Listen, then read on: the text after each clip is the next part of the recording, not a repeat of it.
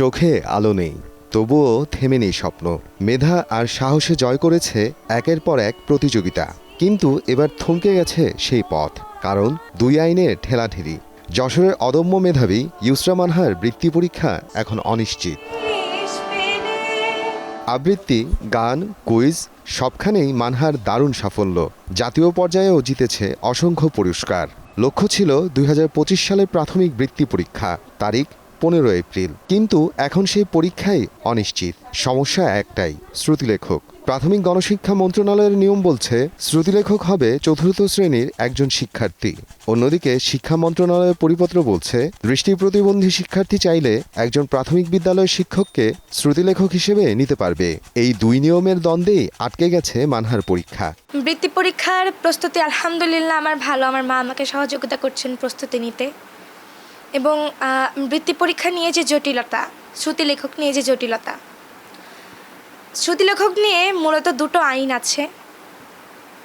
আমি চাই আমার উপরে যেন শিক্ষা মন্ত্রণালয়ের যে আইনটা ওটা যেন দেওয়া হয়। এবং আমি করোনা চাই না, আমি চাই সবাই যেন আমার সাথে কোঅপারেট করে। গভর্নমেন্টের সাহায্যের বাইরে এসেও আমরা আমাদের মতোই ব্যবস্থা করে চলছি। তো সেখান থেকে এই বাধাটা আমাদের সব কিছু থেকে আসলে দূরে ঠেলে ফেলে দিচ্ছে। আমি চাই না আমার বাচ্চাটাকে নিয়ে নর্মাল একটা লাইনের বাইরে যেয়ে, সরকারি একটা লাইনের বাইরে যেয়ে অন্য কিছু করতে। মানহার পরিবার শিক্ষা মন্ত্রণালয়ের নিয়ম অনুযায়ী শ্রুতিলেখক চান, কিন্তু প্রাথমিক শিক্ষা অধিদপ্তর নিজস্ব নীতিমালার বাইরে যেতে নারাজ।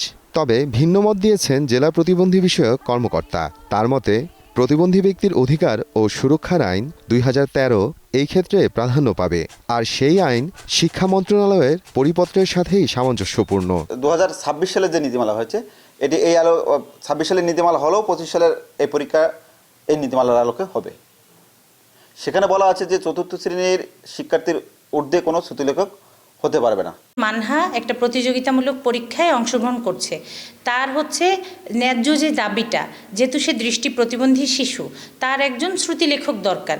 শ্রুতিলেখক নিয়ে বিতর্ক হচ্ছে, এখানে তো আসলে বিতর্কের অবকাশ নাই। ইউসরা মানহা যশোর শহরের নাজির শঙ্করপুরের আসকার সালমান ও সুমনা ফেরদৌসের মেয়ে। সময় সংবাদ, যশোর।